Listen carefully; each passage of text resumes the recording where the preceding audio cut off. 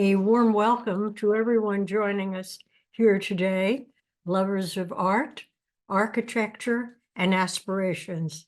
I am Barbaralee Diamonstein-Spielvogel, chair of the Historic Landmarks Preservation Center and the New York City Landmarks 60 Alliance, a group of dedicated individuals and organizations committed to informing the public about the past, present, and future of our city.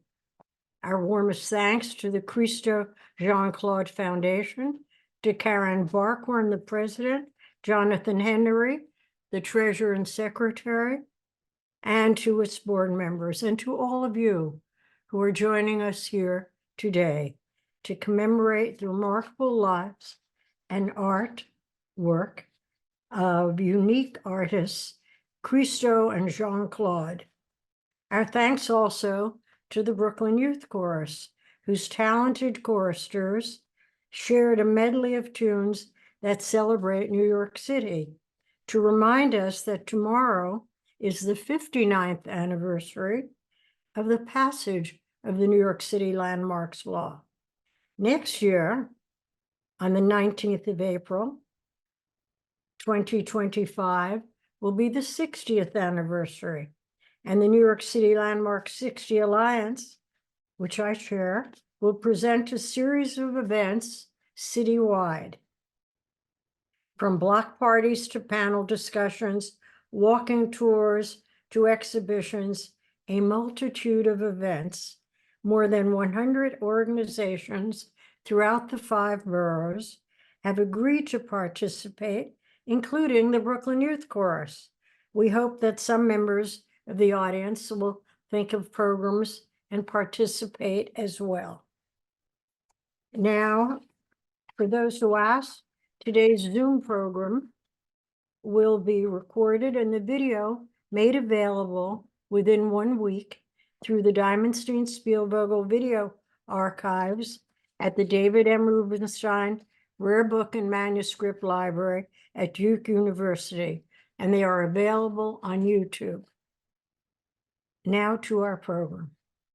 Christo Vladimirov-Yavichev was born on June 13, 1935, in Gabrovo, central Bulgaria. The woman who would become his wife and life partner, Jeanne-Claude Marie Denat de Bourbon, was born over 1,000 miles away, and it is said she was born on the very same day in Casablanca, Morocco. In 1958, they met in Paris, where Jeanne-Claude's family resided. Before they met, from 1952 to 1956, Christo enrolled in the Sofia Fine Art Academy in Bulgaria, whose program focused mainly on Soviet socialist realism. While a student there, he was involved in a communist youth group and helped create propaganda posters and installations.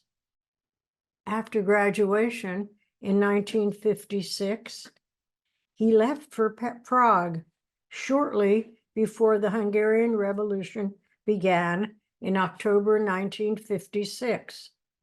He soon fled from the communist bloc to Paris, where he painted portraits to support himself and began to wrap small objects.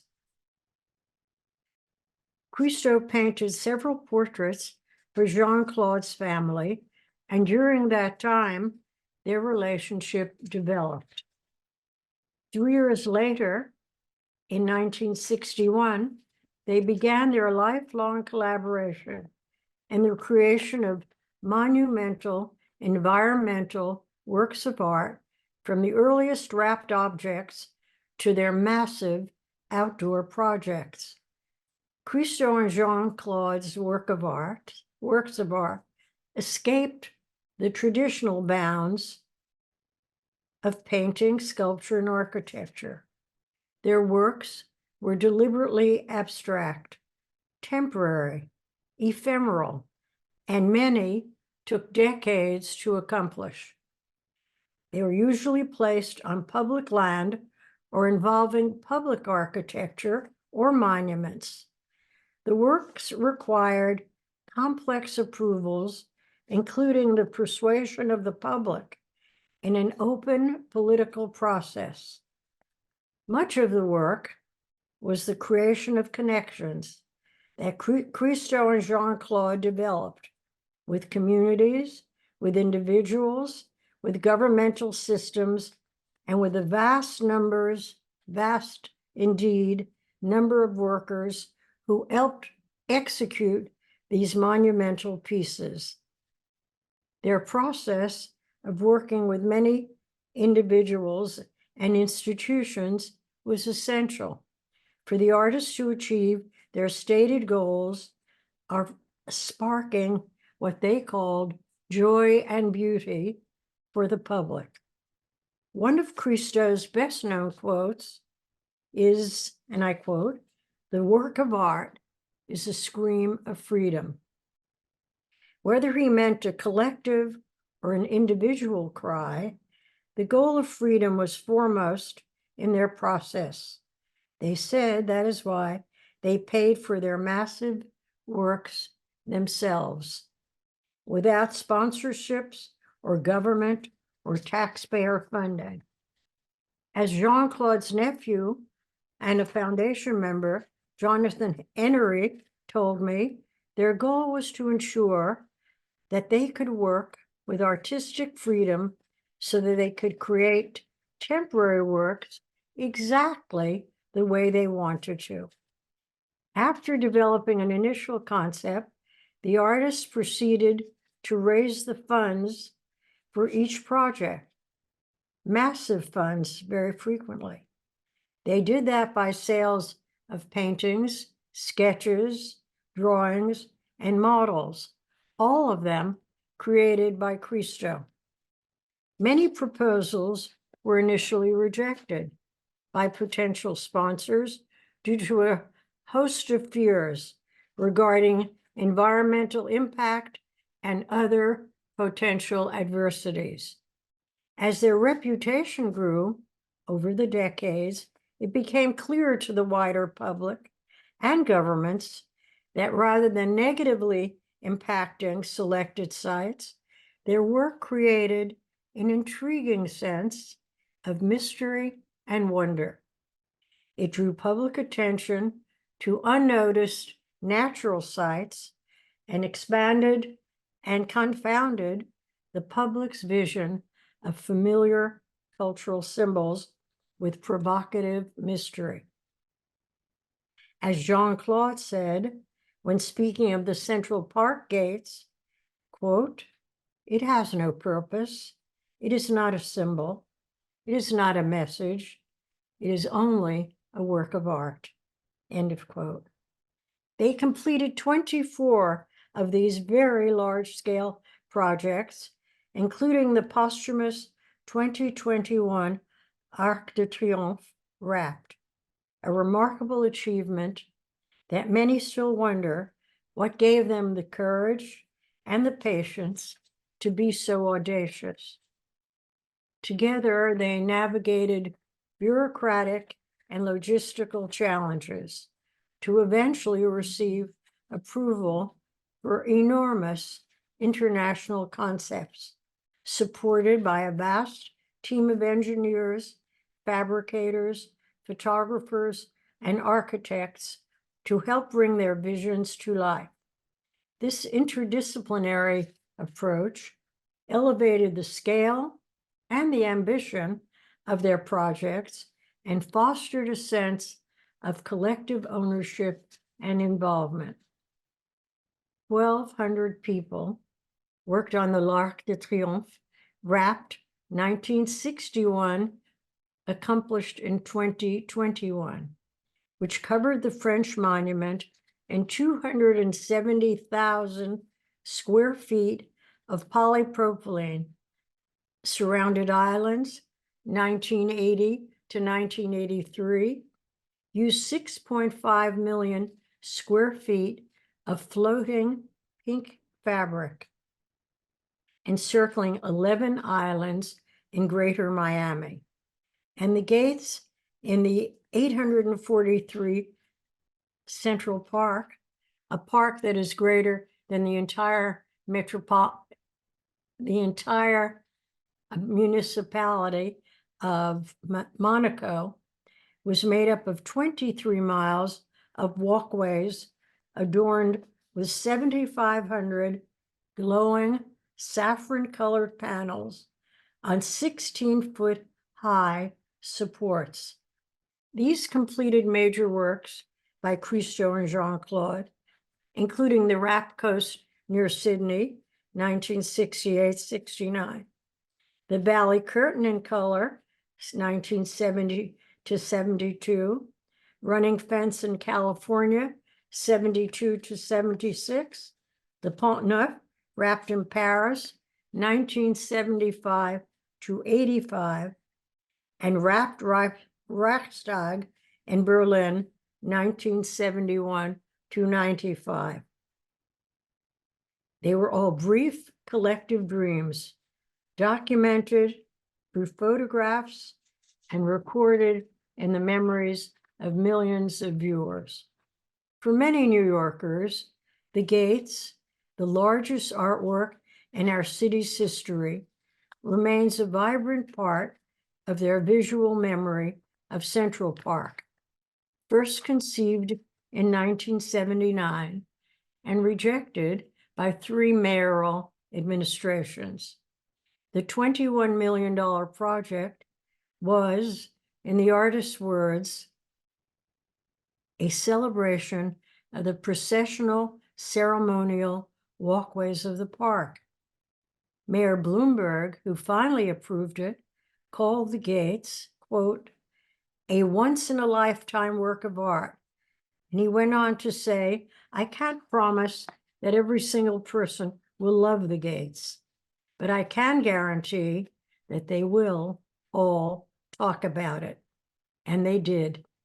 He observed that the New York City Economic Development Corporation projected the gates to generate more than $80 million in economic activity for New York City for the 16 days they were installed, a major benefit for New York City post 9/11 recovery.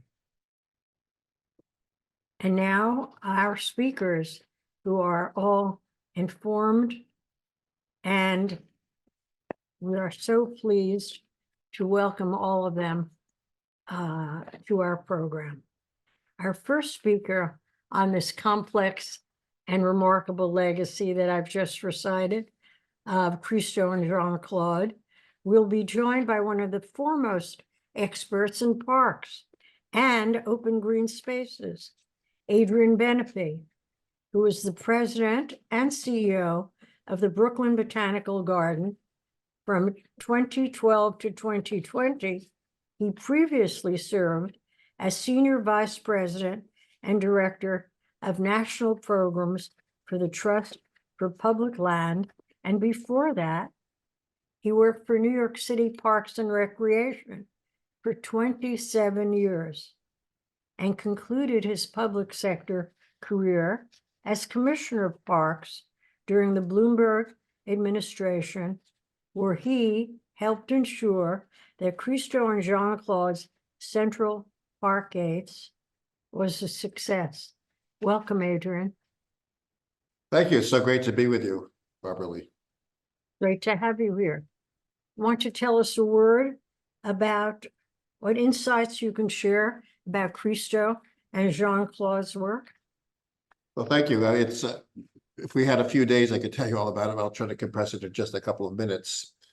It was an extraordinary thing to be associated with, obviously, but there's a few things that are really kind of facts about why it came to be. First of all, the artists, the persistence, the polite but unyielding persistence of Christo and Jeanne-Claude, who truly were a team, finally made it happen. And the full name of this work is The Gates, Central Park, New York, 1979 to 2005, right? So 26 years. is what it took them. They had the endurance to withstand things that normally defeat most people in New York City. But I think it's also safe to say, but for two other people, it never would have happened. Those two other people are, as you mentioned, Mayor Bloomberg and his first deputy mayor, Patty Harris. Patty, who is someone I had known going back to the Koch administration when she was head of the Art Commission, and we had had a partnership and friendship ever since. Anyway, she was first deputy mayor and overseeing really some of the really fun agencies, the Parks Department, Cultural Affairs. And early on in the administration, the mayor and Patty asked me, said, do you think the gates could work? And Mayor Bloomberg said, in particular, if we make sure it doesn't hurt the park in any way, could it be made to work? And that was kind of the key thing, because he kind of let us know, like, if it's going to hurt the park, it's not going to happen. And that was a very important thing for me to understand. And then two other lesser known, but How did you agree to this installation? what's that? How do It we may have agree been to? important to you, but Well, you is appeared it to. interesting, as you noted, it had been rejected by prior administrations, going back to that of Mayor Koch. And in fact, it was in 1979, the first year when they tried to do it, that Gordon Davis, who was a young and enormously talented, innovative parks commissioner at the time, wrote a more than 100-page report called the Report of Determination on the gates. And it ended, and I'm going to paraphrase, it is more with sorrow than anger that we must turn this down. I think they looked at every aspect of it. And what I think the main point was, Central Park is just emerging from decades of disinvestment and disrepair, and frankly, in sort of a chaotic condition. It's not the moment to try to impose a work of art as we're trying to restore, this greatest work of American art. And so it was a very deeply intellectual and heartfelt response. And then over the years, other parks commissioners, including Henry Stern, who I worked for at the time, I was director of art and antiquities, also turned it down for more or less the same reasons. And I was dispatched to meet with Christo and Jeanne-Claude to politely explain to them why the time still wasn't right. Fast forward, by the time I was Parks Commissioner for Mayor Bloomberg, this administration was open to it if it wouldn't hurt the park. What do you think changed the tide of this? I'm pretty sure it's because of, again, Mayor Bloomberg and Patty Harris. Patty Harris is a major hero of the arts, as was he. They were both very deeply involved in the arts world. Mayor Bloomberg is an art collector, art enthusiast, and he was particularly enthusiastic about public art, as was Patty, through a lot of her work with groups like the Public Art Fund and Susan Friedman. She was very open to art and sculpture. She had helped to co-found the program to restore monuments, the Adopt a Monument program, the Adopt a Mural program. So she was deeply involved in the arts. She was very influential in persuading the mayor, who understood, among other things, the great financial benefits that could be. Yes. And I'd argue social and psychic benefits. And the mayor understood that and the things that he said. Two key things happened to make it possible. One was the original proposal called for 15,000 gates, each of which would be supported by 2 steel poles with 3 or 4 foot by 4 foot holes to hold them up with big chunks of concrete that would be poured into it. That would have done devastating damage to the park's physical infrastructure, to the rocks and trees and tree roots. So it was clear that we couldn't use that method of installation. So we turned to one of the unsung heroes, the engineer Vince Davenport, and said, what can you do to not dig 30,000, or in this case, 15,000 holes? Because by then they had reduced it by half the number of gates. What can you do to not dig 15,000 holes in Central Park, which kind of sounds like a Beatles song? And he came up with this ingenious system of creating very lightweight the gates themselves would be made of extruded vinyl, not steel, so they wouldn't need nearly the amount of support. And they would be installed onto steel weights, each weighing 600 pounds, that would rest horizontally on all of the asphalt paths. So there wouldn't be a single hole dug in the park. That particular work of genius, based on his seeing the range fences used, the corral fences used in the West and South, made of extruded vinyl. He realized they were extremely strong, they're flexible, they could withstand winds, but super lightweight. That was key. Another key one was agreeing to move it from the proposal of October during the fall to February. And that was to respond to concerns of the Audubon Society and others that if there are flapping curtains during bird migration season, it might cause great distress to the birds. And so those two key moves enabled us to do that, one without hurting the park and two without endangering the wildlife. And we met the mayor's commands that no harm be done to the park.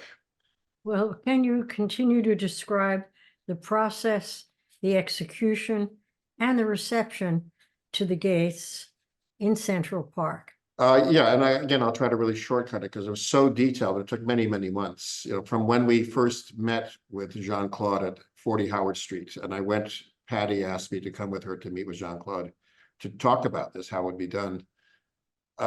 We understood this was going to be enormously complex and very expensive. And a number of other things had to sort of fall into place, one of which was to understand how fully and completely the artists intended to pay for the entire thing themselves, not just the creative work, not just the fabrication and the materials, but to pay the city for police overtime, for the hundreds of extra police officers that would be needed, to pay a $3 million fee to the Parks Department and the Central Park Conservancy for basically for using the park. And to do this all with their own money. And I said to them early on, I said, I assume you'll get corporate sponsors. And Mr. Jean-Claude said, oh, no, we don't take anyone's money. It will be funded by selling the works of art, as she said in her charming Parisian accent, done by the hands of Christo. In other words, Christo himself would be sitting at the drafting table, making one drawing after the other to sell to collectors to fund this work and to pay for the entire thing and to pay for the parks and Central Park What was the Conservancy. cost? Yeah. The reported cost is 21 million. We were not churlish enough to want to audit that. It seems, but when you think about the hundreds of people involved that they had to pay, 5,000 tons of steel, the size of a small freighter ship, when you add it all up, 1 million yards of ripstop nylon, all specially fabricated to very special standards.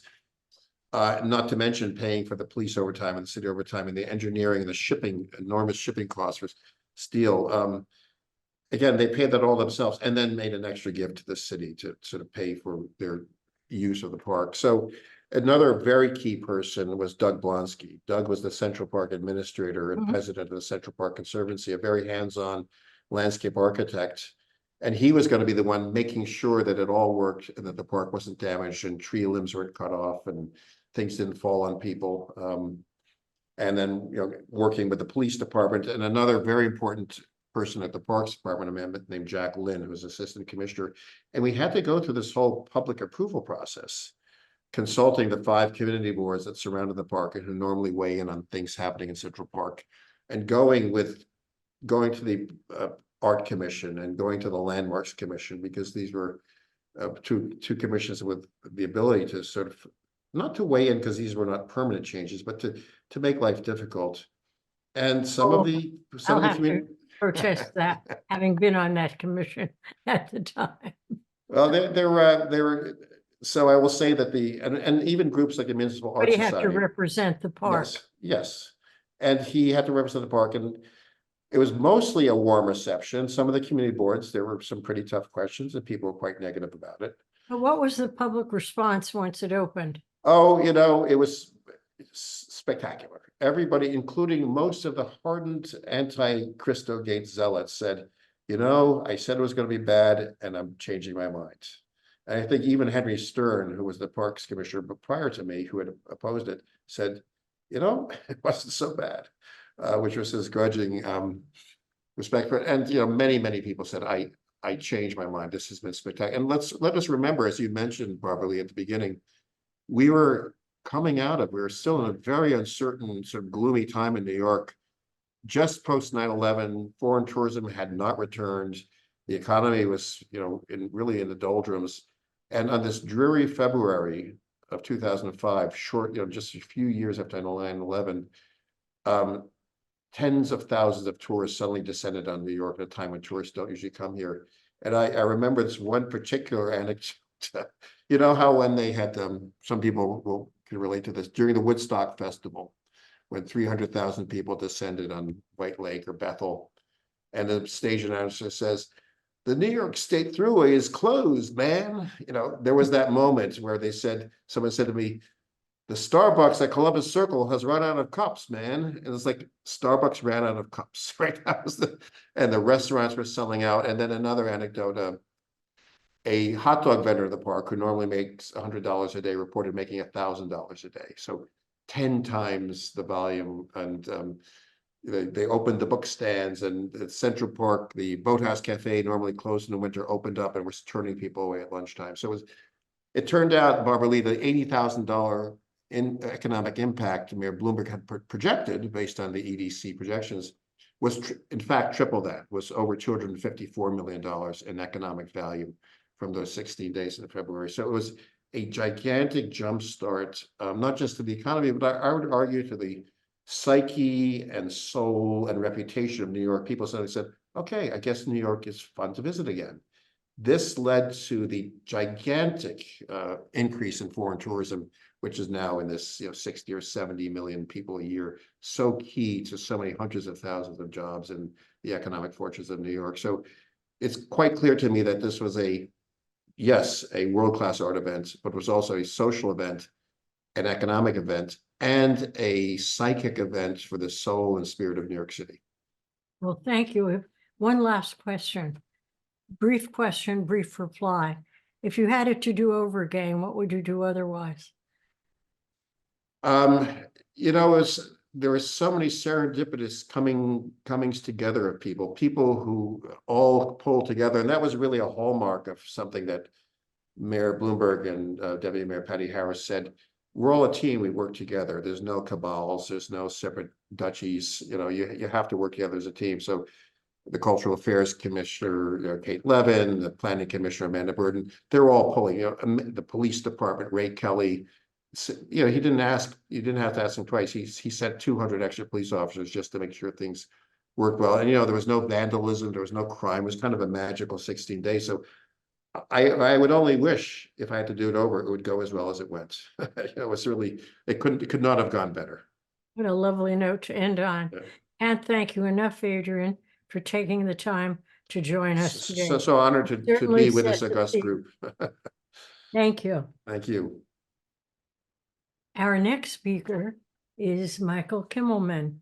He was the chief art critic of the New York Times from 1990 to 2007, art critic, and has been the architecture critic of the New York Times since 2011, an author and adjunct professor at Columbia University's Graduate School of Architecture and Planning and Preservation, as well as a gifted concert pianist.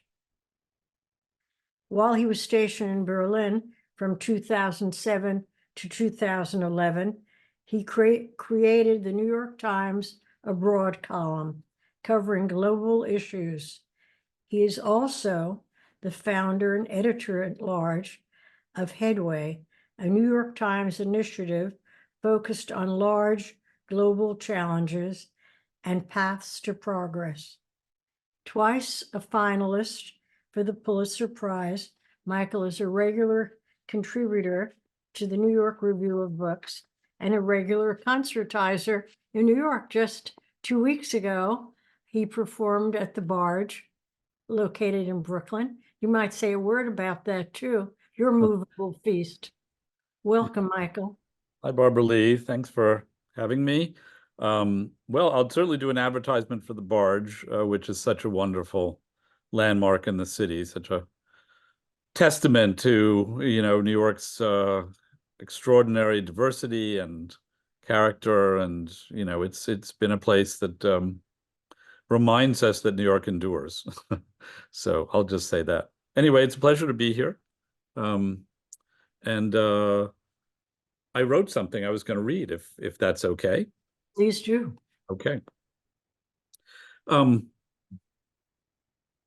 it was, by the way, it was wonderful to hear Adrian describe all of that. I was there as well when the park opened with Jeanne-Claude and Christo. It was a frigid morning in February 2005 when I climbed into a car with Christo and Jeanne-Claude at 0 hour to review the troops, their army of paid helpers wearing matching gray smocks. We were in Central Park. The workers had spent the previous few days and nights feverishly erecting 7,500, as Adrian said, extruded vinyl gates, resting on 5,390 tons of steel, and festooned with more than 1 million square feet of saffron-colored curtains along 23 miles of footpaths. The gates had been 26 years in the making, and like all the projects by this duo, required a mix of organizational genius, spectacular persistence, loads of chutzpah, impish charm, and Job-like patience. It would cost more than $20 million, a tab Christo and Jeanne-Claude, as Barbaralee said, picked up themselves through the sale of their art, which included the tab for leaving the park in a pristine condition after the run of the project was complete, as well as that hefty sum Adrian mentioned, donated to the park's conservancy. I remember that morning, Jeanne-Claude's hennaed hair under a fur hat looked a tad darker than the saffron gates. Christo, in a matching hat, was like an ecstatic toddler bouncing around the car seat, and then on his signal, the battalions unfurled the curtains, thousands of them flapping saffron-colored, suddenly lighting up the somnolent, gray, and wintry park as if with giant orange streamers. You will recall, and Barbaralee mentioned this, how opponents of the gates over the decades mocked the project, really, and predicted it would bring about Central Park's ruination. Christo and Jeanne-Claude had first proposed the idea back when the park was a wreck, a dust bowl, a kind of poster child for urban decline. The gates was initially a reclamation project, a way to bring needed attention and a little love to one of New York's fading glories, although that wasn't the interpretation of city officials who said no to it again and again. It later became a running joke on David Letterman. But in the event, for millions of people, it was a great spectacle and a source of joy and awe, and an occasion to celebrate Olmsted and Vaux's design, which the gates, by drawing in orange the meandering paths and walkways of the park, highlighted what Olmsted and Vaux had done while the park usually hibernated. This was the familiar pattern, right? Repeated time and again, the predictions of doom followed by wonder, and of course, criticism too, whether the project was swaddling the Reichstag or the Pont Neuf or stretching an orange curtain across 25 gorgeous miles of Northern California. Detractors warned of Armageddon. They accused Christo and Jeanne-Claude of being Barnum and Bailey. The two of them just let the process play out because the process was part of the work. And in the end, the art would speak for itself to each individual, however that individual chose to interpret it. Public consent was a prerequisite, not unanimity, of course, but plain old democracy in all its messiness. For a faction of the art world whose insider status relied on a certain disdain for public opinion, this sort of democracy in action was not a virtue, but a strike against Christo and Jeanne-Claude, as was their Grateful Dead-like popularity. But such a myopic view missed the point of the work, I think, its symbolism and sources, which were? This tribute isn't about me, but if you will forgive me, I will just say that one consequence of my upbringing in a very far-left household, just a few blocks from where Christo and Jeanne-Claude lived on Howard Street, was that as a child, I traveled more extensively around the Soviet Union, Czechoslovakia, and Bulgaria than I did around Italy, France, or England. In Moscow, I became an honorary young pioneer during a May Day ceremony at Red Square when I was 8. Before I knew enough to develop doubts about the regime that Christo had already long fled by then. So maybe my perspective is a little skewed here, but I think in some essential respect, Christo and Jeanne-Claude, another emigre in her case from Morocco, were like dissident artists of the Soviet genre.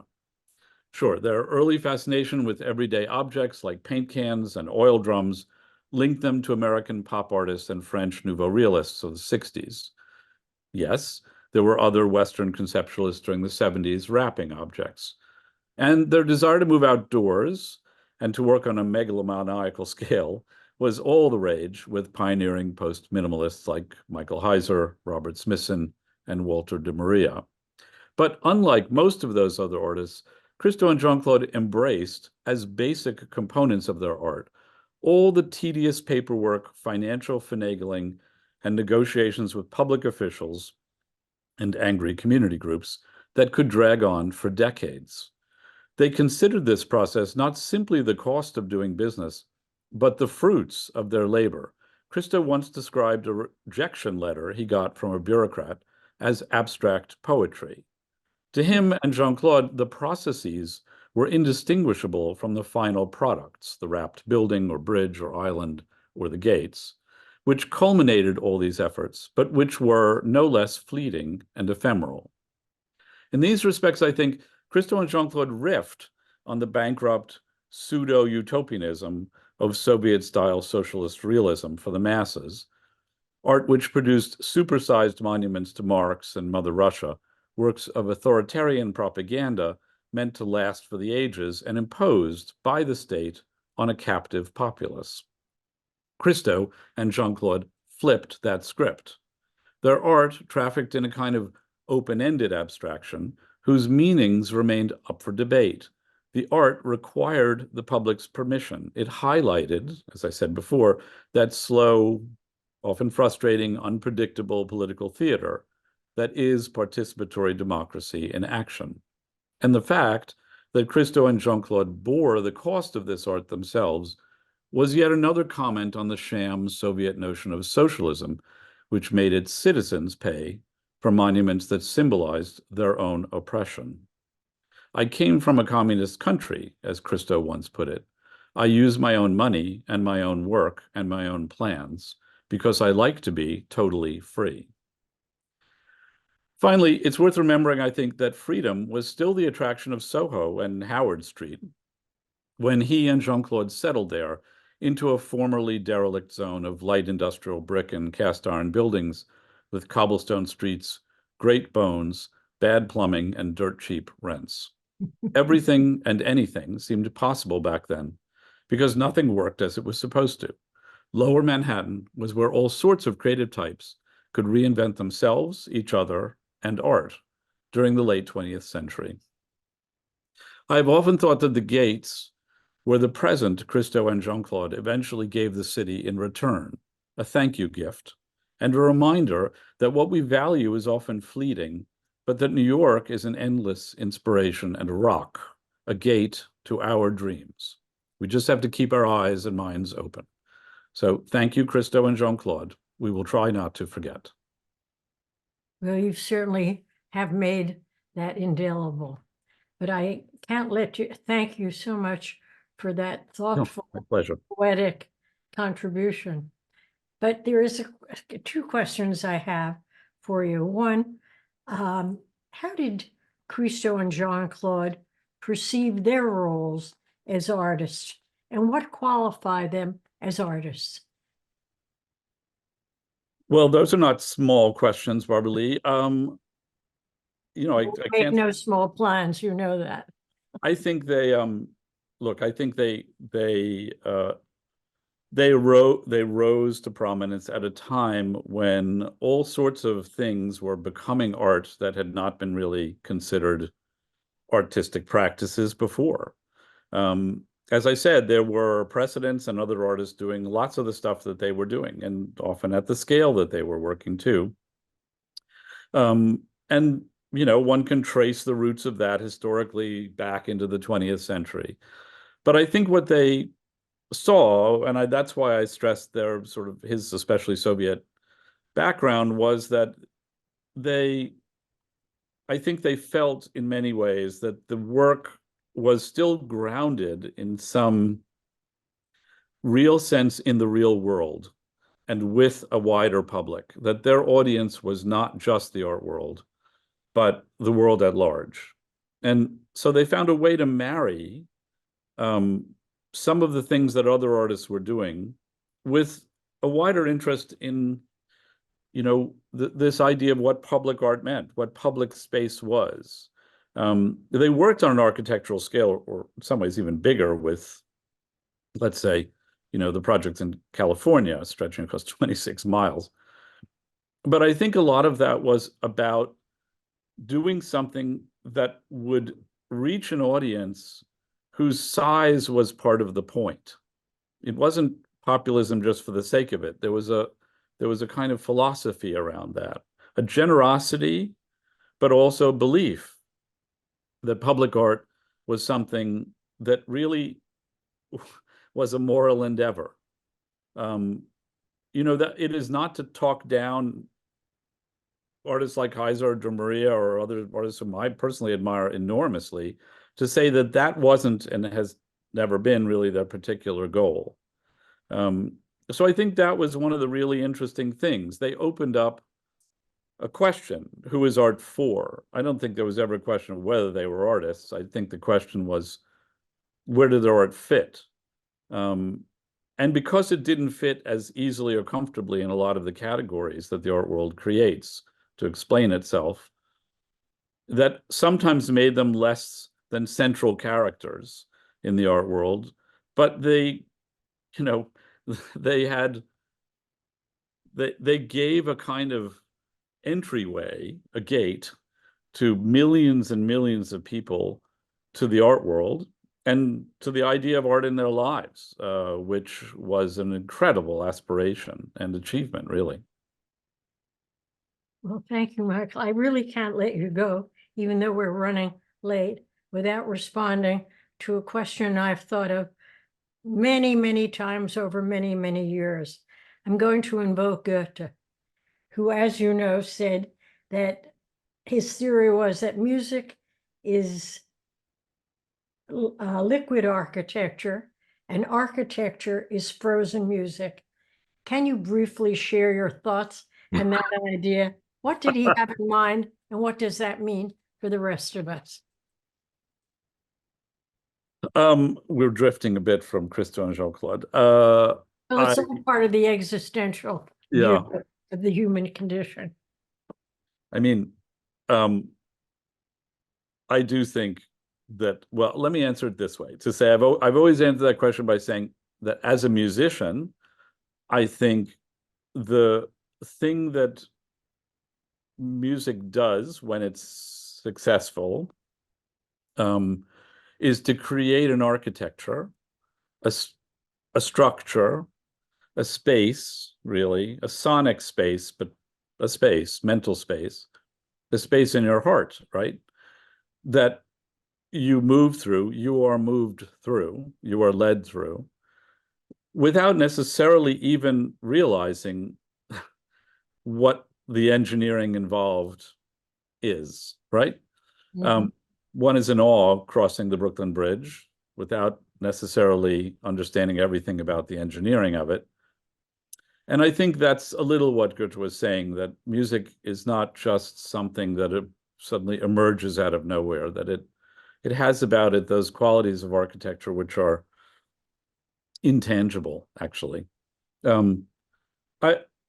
I will say, though, without taking us too much farther off of this, having dipped my toe into a few of these different disciplines, I think what really is interesting is not so much what they share, because in some way there are common qualities across all the arts. I think what's really interesting is what makes them different. One can talk about the architecture of a Pollock,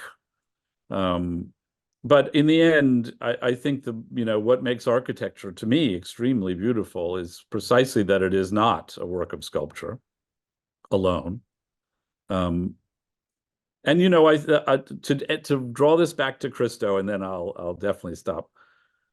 Christo's gates, Christo and Jeanne-Claude's gates were a work that was, I thought, profoundly respectful and revealing of the genius of Olmsted and Vaux's design. There was something, you never saw the park like that. There was something about the ephemerality of that, like a peculiar, incredible light that was shown on this unbelievable creation in the middle of the city.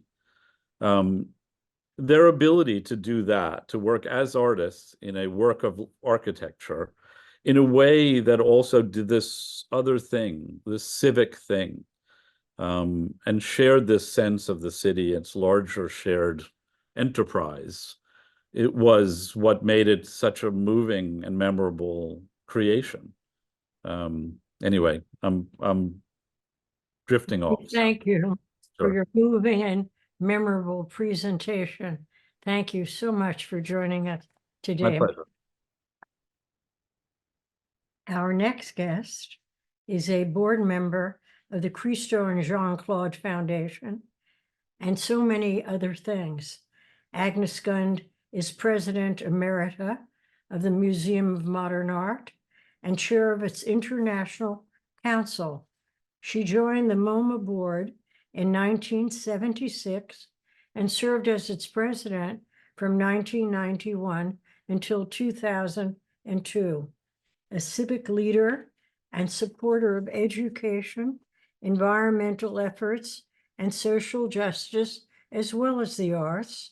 She is founder and chair emerita of Studio in a School, which has provided art classes for more than 1 million New York City public school students since 1977. Maggie is the recipient of many well-deserved honors, including the National Medal of the Arts and the French Legion of Honor. This is definitely our French Legion of Honor Day. A warm welcome, Aggie, and thank you for joining us. Welcome. Thank you again for asking me to speak. I'm so proud to be part of this historic landmarks preservation honoring Jeanne-Claude and Christo. As we recognize their legacy, their commitment to New York, and the importance of their studio at 48 Howard Street. I've had the great fortune to know many artists over the last 60 years, but very few could compare with Christo and Jeanne-Claude, for whom art and life were so intrinsically linked. I recall fond memories of them tearing up the dance floor at a MoMA party in the garden. Jeanne-Claude, with her flaming red hair, was the extrovert to Christo's introvert. They complicated each other perfectly. They lived their life on their own terms, were bold and monumental, and ambitious ideas came to life for a moment of time through sheer force of will and an unrelenting vision and passion, in spite of the never-ending political and bureaucratic environmental changes. It was important to them to finance their large-scale dreams, though through the sale of artwork, and remain independent from grants, donations, scholarships, or public funds. I'm proud to say I followed and supported Christo and Jeanne-Claude's achievements for their entire career. I treasure the drawings and collages through which I have taken a keen interest. Unfortunately, only once did I not see one of their early projects in the United States, Running Fence, because at that time in 1976, I was visiting school for my children when I was then a young mother living in Concord, Mass. But I did support the project by acquiring a large drawing of the Running Fence, a beautiful large-scale horizontal image that I've enjoyed in my home for years. I was reminiscing with someone recently about the power and beauty of the gates in Central Park. It was Jeanne-Claude and Christo's love letter to New York, and I was so humbled to be part of the project from the earliest stages, with Gordon Davis, as Michael Kimmelman mentioned in his talk. For a magical period in February 2005, Central Park, adorned with 75,000 structures or gates holding saffron-colored fabric, never looked more beautiful, especially after a snowfall. It brought millions of people into the park, free for all to enjoy, and at It's incredibly, indelibly etched in the minds and hearts of so many New Yorkers. Although he was from Bulgaria and she from Morocco, as has been said, they spent their early years in Paris, New York, and New York was their adopted home. Christo said of his studio, and I quote from him, "The studio is the only place where I can be alone. The moment I leave my studio, I'm confronted by consultants, engineers, specialists, politicians, farmers, cowboys, and presidents. It's only in the studio that I'm really alone with my idea. It is a place where I feel comfortable, where I'm happy. My drawings and collages, incidentally, are also the only things that encourage me in my belief that a project will succeed. Because Jeanne-Claude and I have often gone through hard times when a project was not progressing or had been rejected. Whatever happens, I go into my studio and look at the sketches. They help me continue to believe in our dreams. They keep my fire burning." And that's the end of the quote. One particularly fond memory was spending time with Christo and throughout the installation of the floating piers at near Brescia, Italy. During the summer of 2016, visitors walked on water as a series of bright yellow fabric walkways. It was sadly 5 years after Jeanne-Claude had passed. I recall arriving with Christo while the installation was filled with throngs of mesmerized people. As Christo and I approached on a small boat, his long hair blowing in the wind, my friend Jamie, who was also with us, remarked that Christo was practically a mythological figure as everyone cheered and waved. It was surreal to see Christo so well recognized and celebrated, since he always tried to remove himself from the art. Christo and Jeanne-Claude described the numerous elements they brought the projects to realization as integral to the artwork itself, and said their projects contain no deeper meaning than their immediate aesthetics, existing solely to bringing joy and beauty and alternative ways of seeing the familiar. What a wonderful lesson for us to continue today as we struggle to live in the moment. Thank you so much, Barbaralee, for having me. Thank you. Thank you so much for participating, Aggie. I wanted to ask you, when did you first meet Christo and Jeanne-Claude, and under what circumstances? Well, I think I remember that it was with Gordon Davis, and when he was trying to get the project to become a reality, that's when I met him. I knew the projects beforehand, but I didn't know them, and so it was a great pleasure for me to meet him. But that was mentioned by Michael Kimmelman or Adrian, one of them, that Gordon did so much to try to bring the gates to New York. And I was so glad when it finally occurred under Bloomberg. It was such a triumph for them. Well, as someone so deeply devoted to arts education as you are, what would you do you consider the greatest value of their public projects? Well, I think always there's the part of looking at it and being immersed in it, as so many people were with the running fence. They came to know something that was of a monumentality that they had never seen before, possibly. And it went against or went along with all issues of participation for when I saw it twice and 3 times when it was in snow, as I mentioned, and that transformed it. It made a whole different property out of what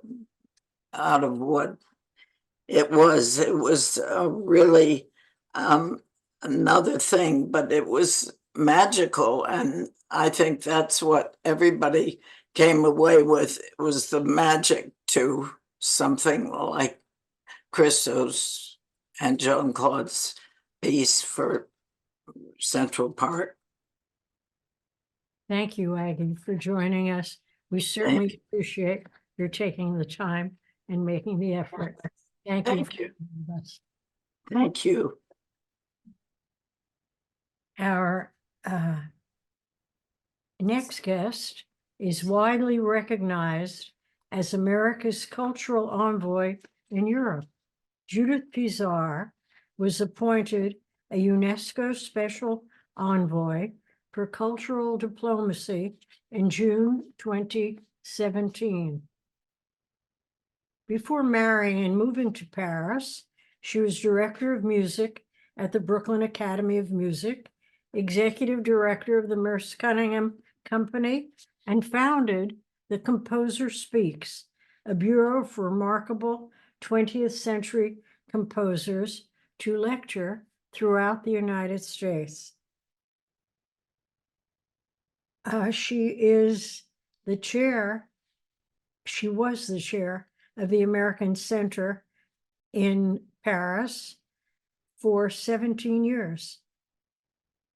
In 1988, she selected Frank Gehry to design a new building for the center, one of his first in Europe. A commander of the French Legion of Honor and a Knight of the Order of Arts and Letters, she also served on the French Ministry of Cultural Affairs that can be likened to our National Endowment for the Arts.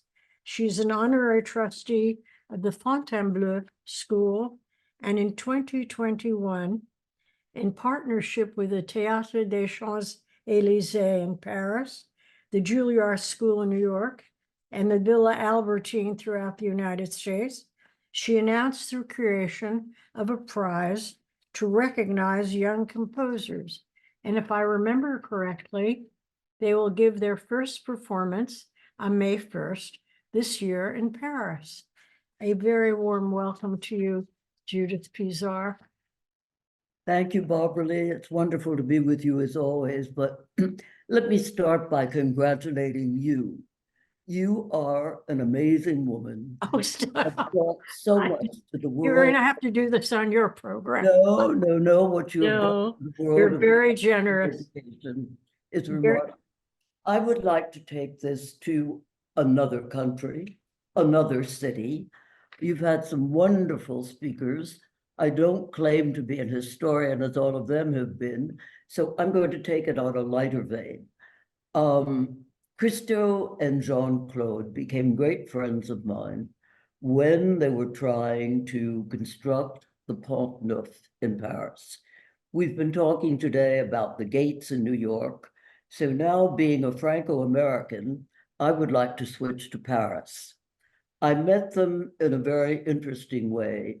As you know, with every project they had, it was so difficult to get the authorization, permission, whatever, from cities and governments. They were fortunate at the very beginning because the president was then George Pompidou, who was one of the great fathers of culture in this remarkable city.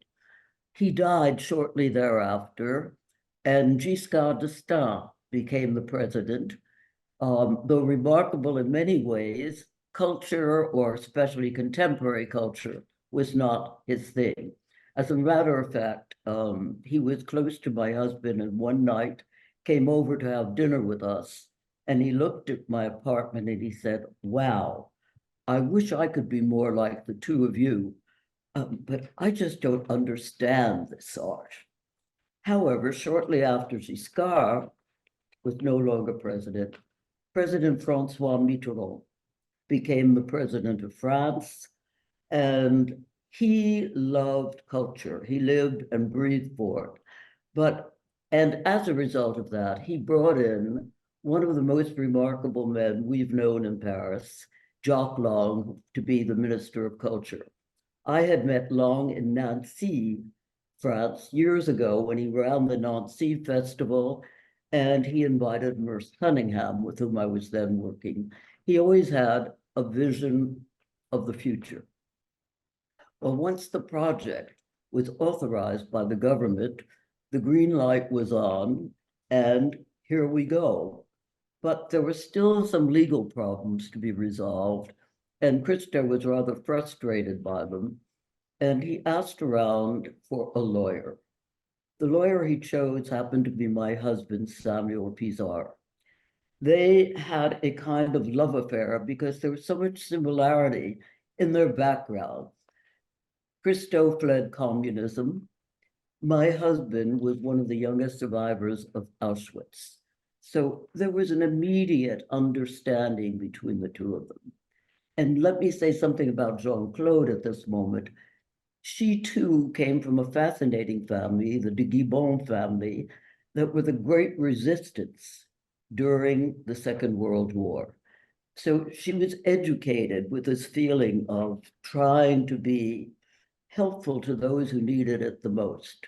When Christophe— Didn't her father have a high military rank? Yes, he did. He was a great general, and he was also the director of the École Politique Technique in France. But when Christo met Jeanne-Claude, who was quite remarkable, you know, as somebody referred to her flaming red hair, and the personality went with it. She was very vivacious and curious about everything. And somehow the four of us became extremely good friends, whether we be in New York or in Paris or wherever. What Christo contributed to Paris succeeded in opening the eyes of so many people. There was a lot of confusion. Should it be done? Shouldn't it be done? But when it was done, the political figures were a little bit stand-backish, but the masses came to see it. Over 3 million people visited the Pont Neuf, the oldest bridge in Paris. And such bridge became the Pont Neuf, the most contemporary bridge in Paris. It did something more than just being the Pont Neuf wrapped by Jeanne-Claude and Christo. It opened the eyes of young people to what art is, what art can be, what art can mean as a language of communication. And I think that the Pont Neuf will be remembered forever. Now, however, it's no longer called the Pont Neuf, it's called the Pont Christo. What is the change in title? Pardon? Why the change in the name of the bridge? Because, I'm saying that facetiously, but people think of the Pont Neuf as that strange bridge that was wrapped by Christo. Oh, you said Christo. I didn't understand the word that you said. You might point out that bridge beautiful Christo. drawing behind you and tell us a thing or two about the Pont Neuf. The picture behind me? Yes. Well, my husband and I were living in Paris, but we also lived in New York. I'm originally a New Yorker. I'm what you could call the true Francophile, but I am a Franco-American. And when we decided to come back to New York, I was somewhat sad, as I was sad to quit New York when I went to Paris. And I said to my husband at the time, I'm really going to miss New York. And I mean, miss Paris. And he said, well, we'll have to remedy that. The next thing I knew, a Christo, the Pont Neuf, was brought home and sent to New York, and it has lived happily ever after in my apartment in New York. So I see the work of Christo and Jeanne-Claude every day of the week. Jeanne-Claude was especially creative and wonderful. She had an understanding of human beings, what they needed. I remember going to some little restaurant that they loved in the village. that had handicapped children working in it. But Christo and Jeanne-Claude wanted to help these children, so they would take us there on occasion. She contributed so much to his life. I mean, first it was called Christo as an artwork, then it became Christo and Jeanne-Claude, Christo being the creator of the work and Jeanne-Claude doing the dirty work. She had to raise the money, deal with the governments, and she did it extremely well. They were really a unique team, and I think we will remember them forever in France, because after that came the wrapping of the Arc de Triomphe. And that was very controversial, as you can imagine. And then on top of that, just as it was to be open, COVID came, and the two of them could not do anything about beginning the procedure for this other remarkable artwork. And by this time, Christo had died, but his friends, his colleagues, all got together and said, we are going to do it. And it was only up, I think, for 2 weeks, not even, well, just as the Pont Neuf was, but it changed Paris. It changed the face of Paris during that brief period of time. And I think if any two artists, contemporary artists, made a contribution to France, to the world really, it was what they did in Paris. Well, especially given the strong support and the tradition of the government in France, how was their work viewed there as compared to how their work was viewed in the United States? I can't really say because I wasn't in the United States at the time that the gates were done. But Barbaralee, I can honestly tell you that people were just enthralled. It was something magical that hit the city of Paris. They had never seen anything like this before. And I believe as a result of it, contemporary museums like the Pompidou Center and the Museum of Modern Art received more and more visitors. Young people became curious about what is this so-called contemporary art. And in that respect, it was a major contribution, not only for something remarkably beautiful, which it was, but to education itself, because it opened the eyes of young people and they wanted to know more. They didn't know what the Pont Neuf was before, and suddenly everybody is reading books about the Pont Neuf. The same with the Arc de Triomphe. And what can I tell you except that I will remember them forever. My children will. They contributed so much to the lives of my children. My son, who I'm bragging as a mother, is the Secretary of State, Tony Blinken, and in his office hangs a Christo print. So Christo has really been part of the Pisar family life, and I'm very, very grateful for it. Well, we are grateful for your joining us today. By the way, why do you think they settled in New York rather than Paris? Why do I what? That they ended up settling in New York rather than I think Paris. it's the reason that everything was so difficult in Paris. You know, the raising money in Paris was just unheard of. Everything was state supported. But then Christo and Jeanne-Claude came along, and suddenly they asked for some government support, which they got. And you referred to my being with the Mécénat, that is the cultural part of the Ministry of Culture, where we tried to so-called imitate the National Endowment for the Arts. The idea there was the government would contribute, but a company or an individual had to match the grant. And that was a beginning in France, and that all started at the time of Christo. So it's amazing as I'm talking to you, I'm thinking about the impact that Christo and Jeanne-Claude had on all of us who saw the Pont Neuf, who saw the Arc de Triomphe, and whose vision just grew after that. We became more curious. Why did they do it? What were the materials that they used? Why were there 300 workers working on something called the Pont Neuf that would only last for 2 weeks? Yes, the work was ephemeral, but the lasting impression will stay with us forever.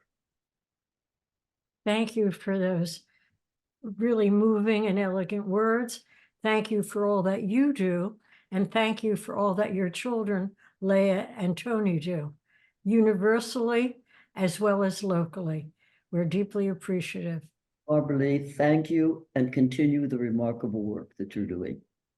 Thank you. Our next and last guest is the widely admired and widely read Paul Goldberger. He was the architecture critic for the New York Times from 1972 to 1997, where in 1984, at the age of 30, he was awarded the Pulitzer Prize for Criticism. From 1997 to 2011, he was the architecture critic for the New Yorker, the author of numerous books, including in 2010, Christo and Jeanne-Claude. He holds the Joseph Urban Chair in Design and Architecture at the New School. He was formerly Dean of the Parsons School of Design. He too, and appropriately, is the recipient of numerous honors and served as an advisor on architect selection and project design for distinguished public, private, and nonprofit organizations, including the Obama Presidential Center, the Morgan Library, Harvard University, Lincoln Center, and the Port Authority of New York and New Jersey. Welcome, Paul. A very warm and special welcome to you. As an architectural critic, where do you place Christo and Jeanne-Claude's work? Is it art? Is it architecture? It's art that is in large part about architecture, I think. Or Barbaralee, I think we could say that it's art that engages in much of what architecture is about. It makes us think about space. It makes us think very intensely about place. It makes us experience place in a whole different way, as others have already said.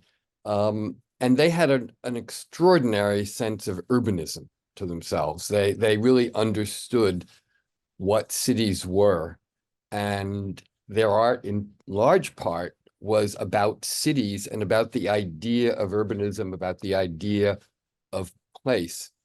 You know, what I'd like to do in the next couple of minutes, though, since so much has been said already and so well about their work, is instead of casting the net wide and talking about them and their art, maybe it would be nice at the end to kind of narrow it and talk a little bit about the house at 48 Howard Street.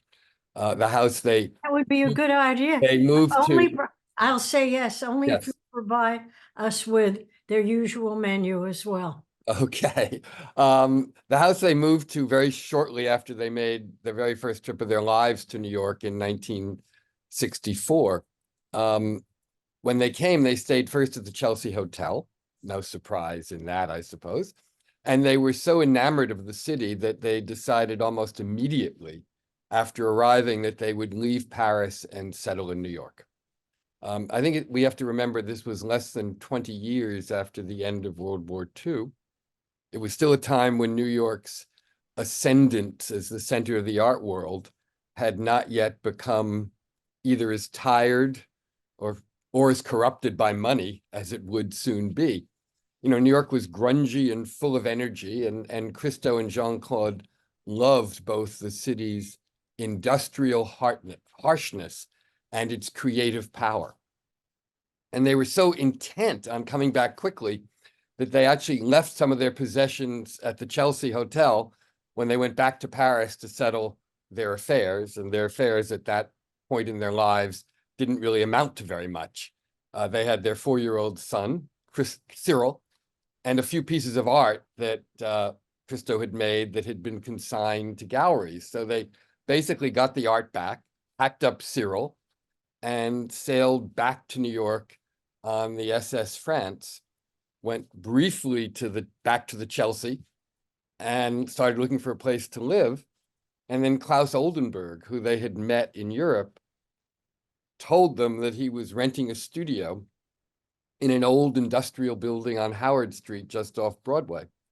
Most of the building was empty, Oldenburg told them, and he suggested they call the landlord. So they did. And the landlord agreed to rent them 2 floors for a total of $70 per month. What But the year is landlord, that? $70 per month. What year? That was still in 1964. We're the end of 1964 now. The landlord was actually shocked, though, when they said they wanted to use 1 floor as a studio and 1 floor as a living space. This was actually before loft living was very common, even among artists. Or legal? Well, it was not legal for quite some time, but there was a lot of illegal loft living, but it was really just kind of the beginning of that. You know, I don't think the area was even commonly called Soho at that point. And anyway, the owner of 48 Howard Street questioned whether this dirty industrial neighborhood, it was fine to let artists in to paint, but was it the right place to bring up a child? But he decided in the end he was not going to stand in the way of a tenant ready to take 2 of his empty floors. So the deal went forward.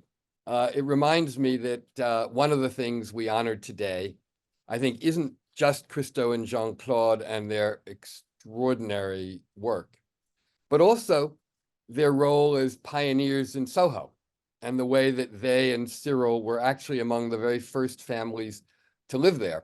And to jump ahead, of course, within not that much time, a few more years, they would take over the rest of the house, and then they would buy it. And of course, they would live and work there for the rest of their lives. It's where all the great projects were conceived, where Christo did his drawings and made his objects, where they met with collectors, often, to return to something you just asked about, invite people for drinks, and then they would go around the corner once it opened up to this wonderful French Culinary Academy restaurant, which they were very fond of, and host a dinner there. They stored their work That's actually there. a surprise. I was always aware of the fact of how limited the diet of Christo was. But I think he found there was something okay there. I think Christo became very good at, particularly as he became a little more financially secure, at finding suitable things to eat at the best restaurants. So anyway, but I think it's important because by placing the plaque on 48 Howard Street, we're of course honoring Christo and Jeanne-Claude and the extraordinary impact their work has had on the world. But I think of it also as honoring the evolution of Soho and the way in which this house was one of the very first places in which a family of artists lived and worked and raised a child. Now, of course, as we all know, the neighborhood could not be more different from the raw industrial quarter that first attracted Christo and Jeanne-Claude and continued to inspire them. There's a Jean Nouvel glass condominium in one direction a block away, upscale hotels and restaurants. And I think Louis Vuitton on the next corner. Right. Not merely gentrified, but hyper gentrified. The last time I saw Christo, which was for dinner about a decade after Jeanne-Claude's death, he actually did not lament the changes. In fact, we walked a few blocks from the house to Cipriani in Soho, which he loved. I think he had the extraordinary gift of being able to love what the neighborhood had been, but also he loved the fact that it was a living place, and living places change. He and Jeanne-Claude transformed objects, but at the same time, they lived within an object, Soho, that was itself being transformed. The house itself, of course, was never transformed. Christo preferred to have his gentrification at a distance beyond his front door. And the only changes they made to the house over the years were ones that would facilitate its evolving uses as their work evolved. It never had an elevator, as you remember, I'm sure, if you've been there. Yep. Visitors were accustomed to climbing the stairs to the living quarters and the studio floors, and that was just how it was. But I think that too tells us something, because not the least of the messages of Christo and Jeanne-Claude's art is that you always start by taking the world as it is, and you go from there and you make of it something else. You know, taking the world as it is was the principle behind their entire process, the way in which the logistics of creation and approval were actually part of the art piece itself. And that's sort of what they did with 48 Howard Street, which to me stands as a symbol of how they took the world as it was and made something else, something quite extraordinary out of it. Of all their projects, which would you consider the most successful, meaning involving the widest public and its manifestation? That's a wonderful question. They were all successful. I saw many, but not all. Certainly, there's no question that the Gates, which has already been discussed a lot, was an absolute total triumph. I have a great deal of affection for a project that hasn't been mentioned yet today, which was the wrapped Reichstag in Berlin.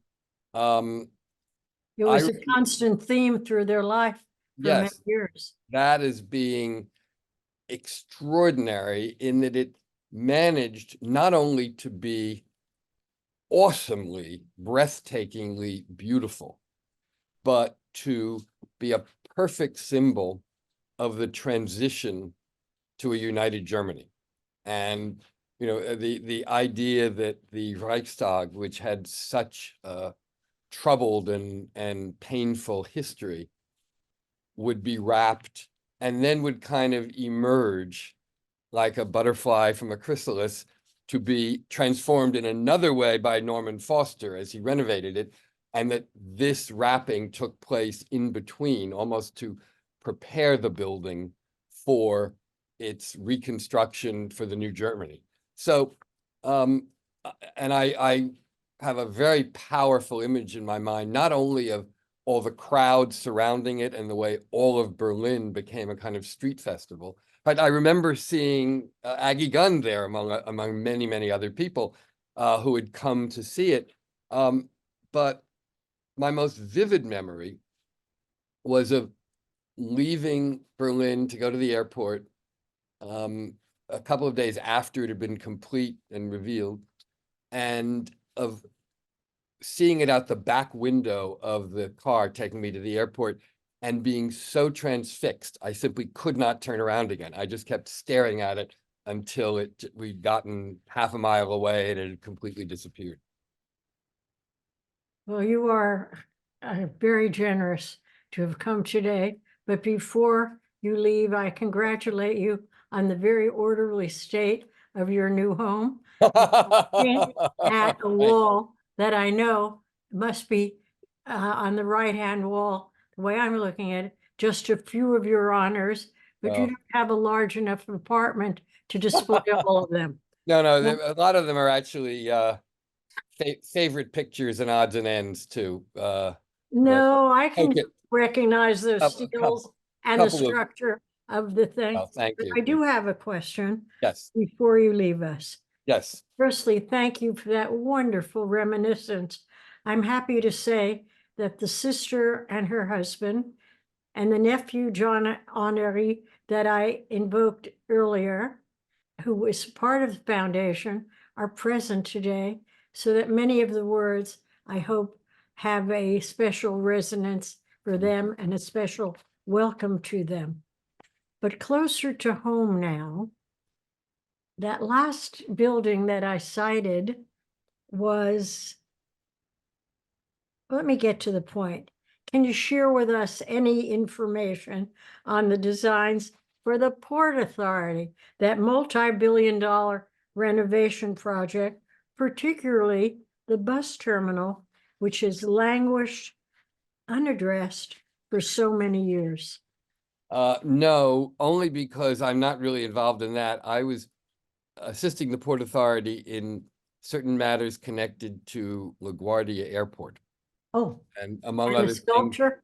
suggested, right, it was my idea I was asked to do a few things to sort of see if the things could be improved as it was moving through the process. And one of them was my suggestion that the Richard Lippold sculpture that Lincoln Center chose not to keep in David Geffen Hall, the orchestra hall, be taken out of storage and re-erected at the airport, which has happened, and I'm very pleased and proud that that was able to work. But I don't have I'm not doing anything with the Port Authority bus terminal. I do know Norman Foster is the architect, which makes me hopeful at least, because that's a superb firm that might have a shot at doing something decent with a very, very, very difficult problem. To say the least. Yes. Do you have any final words to say about Christo? How was the book received? That book was received well, thank you. It was one of those gargantuan Taschen books that is not just a coffee table, but if you'd put 4 sticks of wood on it, it would be not just a coffee table book, but it could be a coffee table. Right. It did well enough and actually somehow mysteriously sold out. And the interest in Christo and Jeanne-Claude was significant enough so that they then decided to do a new edition in a more modest and manageable size. And that also allowed me to update it a little bit because it was done just before Jeanne-Claude's death. And in fact, the last telephone 2010. I had with her was about an edit that she wanted to make. She had seen the text, which Taschen published in French, German, and English simultaneously. And she did not entirely agree with one phrase in the French translation of something. And she called me, and it was a moment when I couldn't talk, and I said, but I'm happy to, let's go over it. And she said, I'll call you tomorrow, and then we can discuss it. I said, that's fine. And that was the night she had her hemorrhage. Oh. And we never did speak about that. And I, to this day, do not know what phrase she had in her mind that was not translated entirely correctly, because no one else picked it up. And at one point, I asked Christo about it. And in fact, he did not have any idea what she was thinking of, or we would have turned to it and fixed it. So in any case. It sounds like a French short story. Yes, it almost Another could be. year. Exactly. Thank you, Paul. Thank you. Very much Barbaralee, thank you appreciate for making this happen and for making all of these extraordinary plaques happen around the city. Thank you. Would you believe it's been going on for 30 years and there are 142? And Wow. one day, in about 50 or 60 years from now, every person on this program will be having one. You first, and then the rest of us. Thank you again. Thank And you. now I'm going to turn to Michael Kimmelman to read the plaque on 48 Howard Street. And if you would kindly do that, I would appreciate it. We would all appreciate it. Sure, my pleasure, Barbaralee. Christo, Vladimirov Yabachev, June 13, 1935 to May 31, 2020. Jean-Claude Desnaz de Guibon, June 13, 1935 to November 18, 2009. 48 Howard Street, Manhattan. On the same day and year, Christo in Gabrovo, Bulgaria, and Jean-Claude in Casablanca, Morocco, were born. They met in Paris in 1958 after Christo fled to the West. While painting portraits to support himself, he began to wrap small objects as artworks.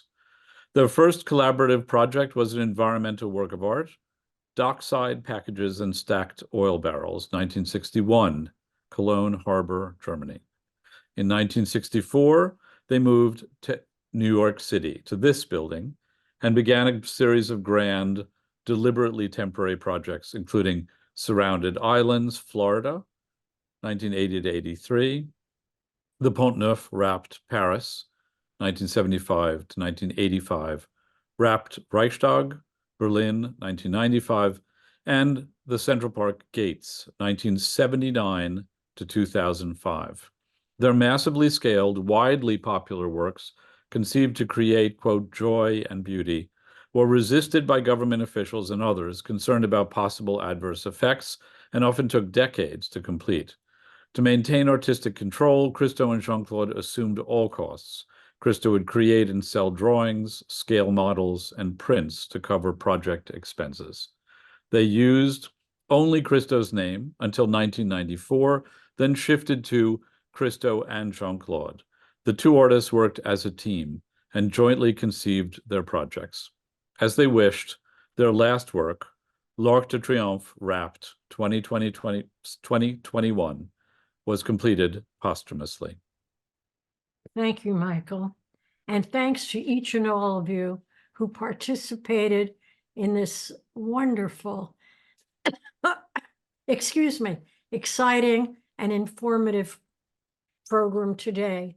And to all of you who helped make it possible, special thanks to them and to our audience as well.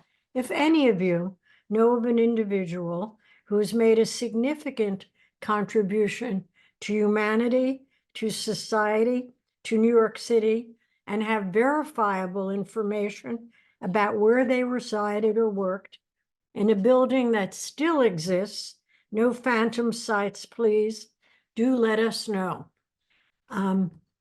Special thanks to those wonderful choristers of the Brooklyn Youth Chorus, a treasure of Brooklyn and all of New York. And we are looking forward to their participation, not only in April of 2025, but a project we are doing with them in next summer at the Brooklyn Navy Yard, the Brooklyn Youth Chorus, and the great Paolo Fristini. So we'll let you know about that closer to the date. Again, thanks to each and all of you for joining us today, for celebrating the remarkable lives and work of Christo and Jeanne-Claude. Thank you.